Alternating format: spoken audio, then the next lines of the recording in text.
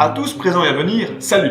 Bienvenue sur cette chaîne. Aujourd'hui, nous allons parler du Titanic. En effet, mi-avril 2019, cela fait 107 ans que le Titanic a coulé dans les eaux de l'Atlantique. Lors de ce drame, le capitaine Smith a donné un ordre très important qui restera gravé dans l'histoire. Sauver les femmes et les enfants d'abord. Pourquoi a-t-il pris cette décision? Pourquoi fallait-il donner cet ordre? C'est ce que nous allons voir dans cette vidéo. Pour cela, elle est divisée en 3 chapitres. Le premier chapitre, nous allons revenir sur les événements historiques, non seulement du naufrage, mais également de l'ordre. D'où vient-il? Comment a-t-il été créé? Dans le chapitre 2, nous allons revenir sur pourquoi fallait-il donner cet ordre? Quelle est l'efficacité de cet ordre?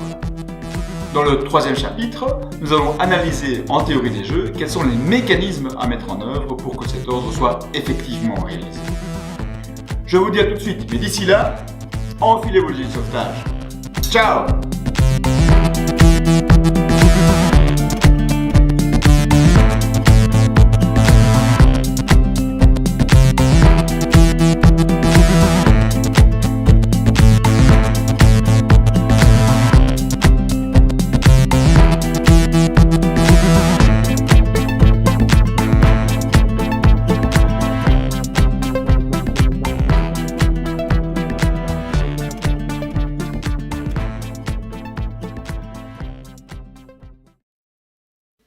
Nous allons d'abord nous intéresser à l'origine de l'ordre « Sauver les femmes et les enfants d'abord ».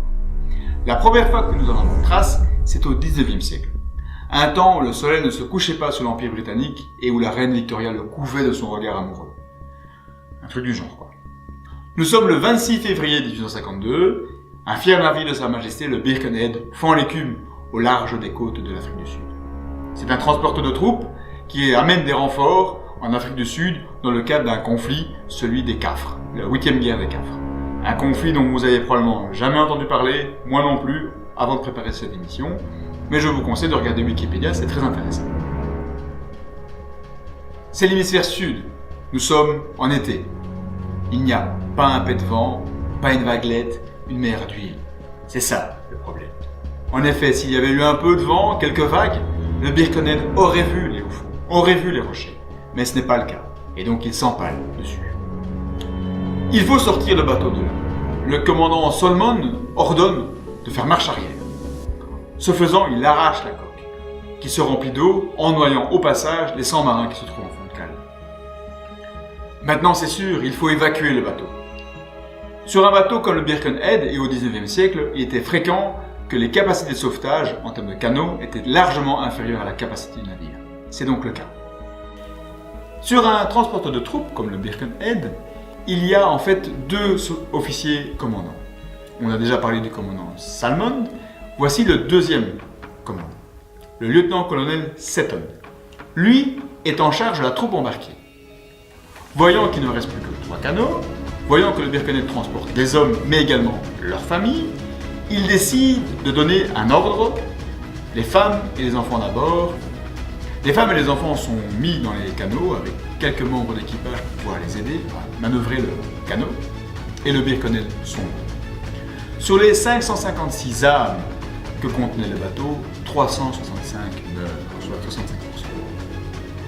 Toutes les femmes et tous les enfants ont survécu. Les 2 officiers malheureusement n'en feront pas partie.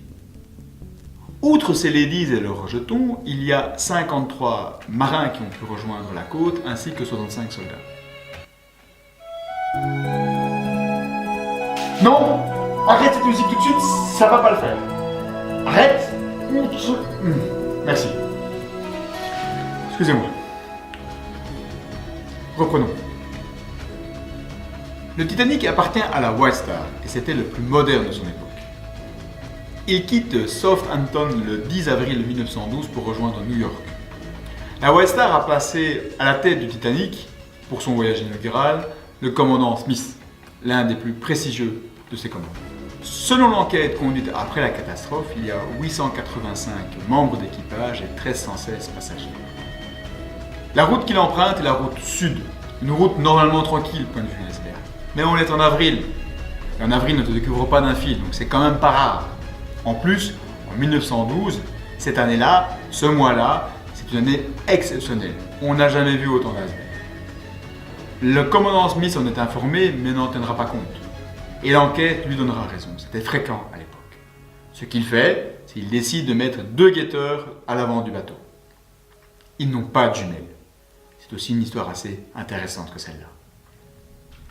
Vers 23h, le 14 avril, les guetteurs aperçoivent un iceberg. Mais le Titanic, c'est pas une Fiat 500. Ça se manœuvre pas comme ça. Le temps que l'information passe des guetteurs à la passerelle, que la passerelle donne l'ordre de mettre barre à gauche toute, qu'ils mettent les moteurs en arrière, c'est trop tard. Le bateau vire trop lentement et se prend sur le flanc tribord l'iceberg de plein fouet. Celui-ci déchire les caissons et l'eau s'engouffre dans le bateau.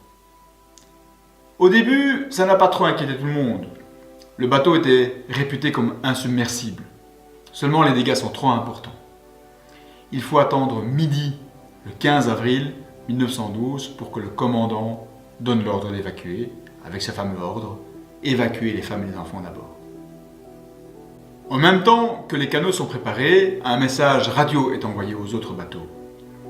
Seulement ceux-ci ne sont pas du tout sur zone, et il faudra attendre très longtemps pour qu'ils y arrivent.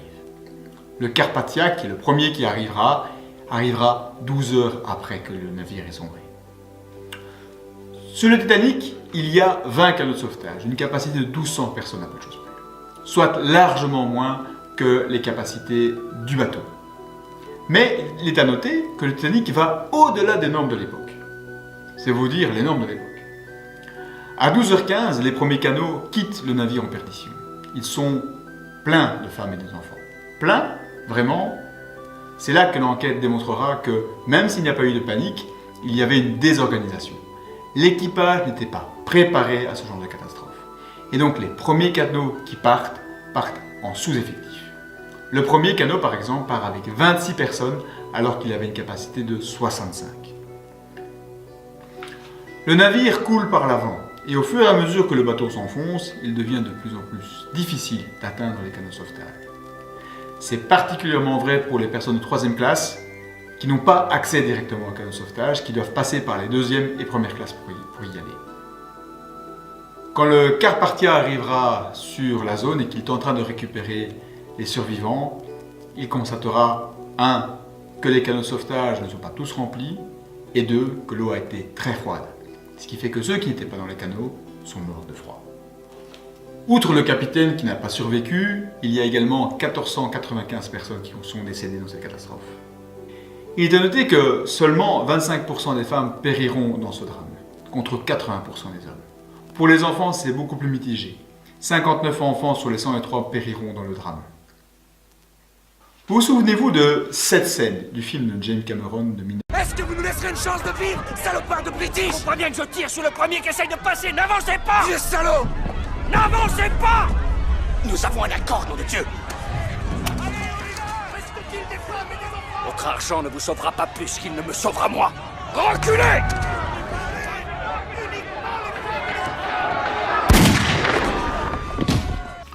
On y voit un officier tirer sur un passager pour l'empêcher de monter dans un canot. C'est extrêmement important pour mon histoire.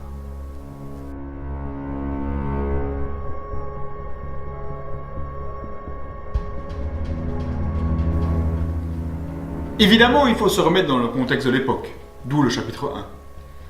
Il est clair que les femmes, telles qu'elles étaient habillées à ce moment-là, ainsi que les enfants, avaient moins de chances de survivre et de nager que les hommes.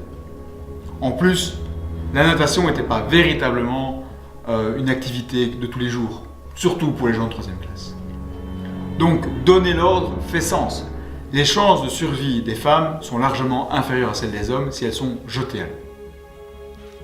Pour analyser cela, je me suis basé sur une étude de 2012 de l'université suédoise de Uppsala. Ne rigolez pas, ça existe et c'est une très bonne université. Vous trouverez l'ensemble des détails ci-dessous. Ils ont regardé toute une série de naufrages, tant du 19e siècle que du 20e siècle, avec une question. Est-ce que le taux de survie en cas de naufrage pour les femmes est plus important que pour les hommes? Et est-ce que ce taux de survie est différent si l'ordre est donné ou si l'ordre ne l'est pas? Je vous montre les tableaux de résultats de cette étude. On peut donc dire que les résultats sont sans appel. Et l'équipage, en fait? est-ce qu'il ne doit pas lui non plus se sacrifier pour ses passagers? Le résultat montre que le taux de survie de l'équipage est supérieur à celui des passagers. Mais pas de précipitation dans vos conclusions. En effet, chaque fois qu'un canot est mis à l'eau, il y a des membres d'équipage qui l'accompagnent pour pouvoir le manœuvrer. 2. L'information est clé en cas de désastre. Vous êtes membre d'équipage, vous vivez sur le bateau, vous connaissez les couloirs, vous savez où se trouvent les sorties de secours. Vous vous souvenez de cette scène? C'est clair, vous êtes passager, vous ne savez pas ce qui se passe. Vous ne savez pas où sont les sorties de secours, vous perdez un temps précieux à courir dans le couloir.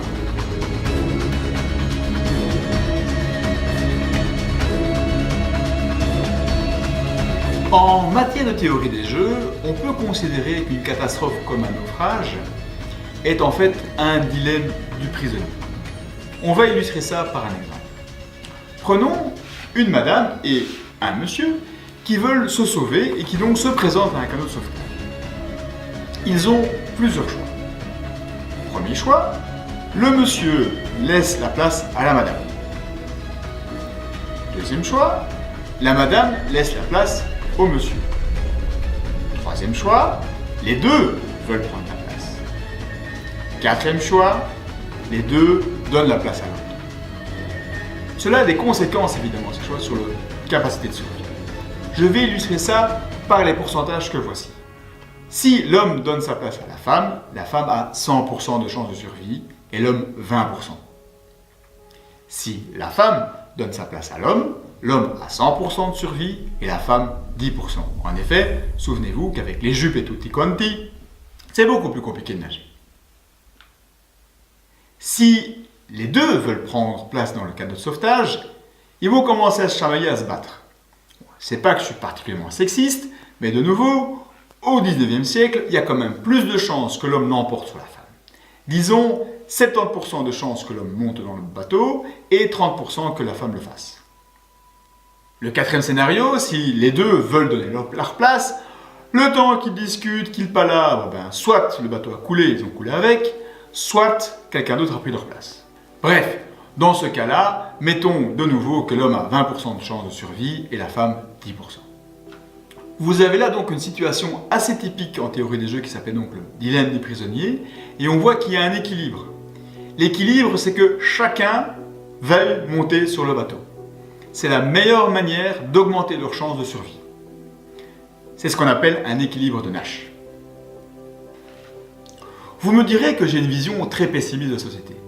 En fait, non. Réfléchissez à ceci.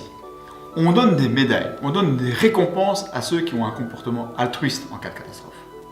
C'est parce que justement, ce n'est pas normal, naturel de laisser sa place à quelqu'un alors qu'on aurait pu se sauver soi-même. Par contre, il est intéressant de noter qu'on parle de naufrage sur des bateaux et que sur un bateau, il y a un commandant et que ce commandant, c'est le maître après Dieu. Ce commandant peut donc imposer un certain nombre de choses. Il peut donc donner des ordres. Mais donner des ordres ne suffit pas. Il faut encore les imposer. Il faut encore qu'ils fassent force de loi. Donner l'ordre, sauver les femmes et les enfants d'abord, ne suffit pas. Il faut encore être en capacité de l'imposer. Vous vous souvenez de lieutenant-colonel Seton? Il a sorti son épée pour montrer qu'il ne rigolait pas. Vous vous souvenez de l'officier du Titanic? Il a tiré sur les passagers pour montrer qu'il ne fallait pas le faire. En théorie des jeux, on appelle ça jeu avec tierce partie de punition, ou third party punishment game. Voyons maintenant les conséquences de cette tierce partie sur le tableau de survie de monsieur et de madame. Si l'homme donne sa place à la femme, ça ne change rien par rapport au tableau initial que nous avons montré. Par contre, si l'homme refuse de donner sa place à la femme, et qu'ils vont commencer à se battre, alors là, la tierce partie joue son rôle. Imaginons qu'elle tire sur le passager, le blesse par exemple à la jambe, ses chances de survie sont largement moindres. En effet, on nage moins bien avec une balle dans la jambe. On est d'accord. Et donc, au lieu d'être 70%, on va descendre à 15%. Et la femme, au lieu d'être à 30%, va monter, elle, à 100%. Évidemment, l'officier ne peut pas nécessairement forcer la femme à monter dans le bateau si jamais elle veut céder sa place. Mais on peut imaginer d'aller jusque-là. Et donc il force la femme à monter sur le bateau, elle va peut-être se débattre, bref ce sera peut-être pas 100%, mettons, je sais pas, 60% pour dire quelque chose. Évidemment, si aucun des deux ne se présente au bateau ou refuse tous les deux de se présenter, on est dans le même scénario. On voit donc dans ce nouveau tableau que l'équilibre a bougé. Il est maintenant clairement dans l'intérêt de l'homme de céder sa place. Et vous comprendrez donc que, en termes de comportement, nous quoi en fait, on va être plus enclin à respecter la règle morale de laisser la place au plus faible s'il y a une partie qui nous punit si on ne le fait pas.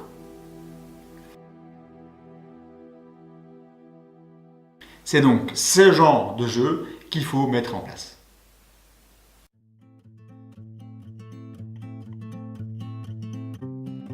En guise de conclusion, nous pouvons dire que le mécanisme de jeu avec une tierce partie de punition est un mécanisme qui permet de forcer des règles morales, et donc que c'est le genre de règle qu'un commandant d'un navire de perdition pourrait utiliser pour obliger les plus faibles à être sauvés par les plus forts. Je tiens à vous remercier d'avoir regardé cette vidéo, et également à vous dire que si vous voulez soutenir la chaîne, c'est possible. Les t-shirts, casquettes et autres goodies sont en vente sur Spreadshirt, dont vous retrouvez la référence ci-dessus.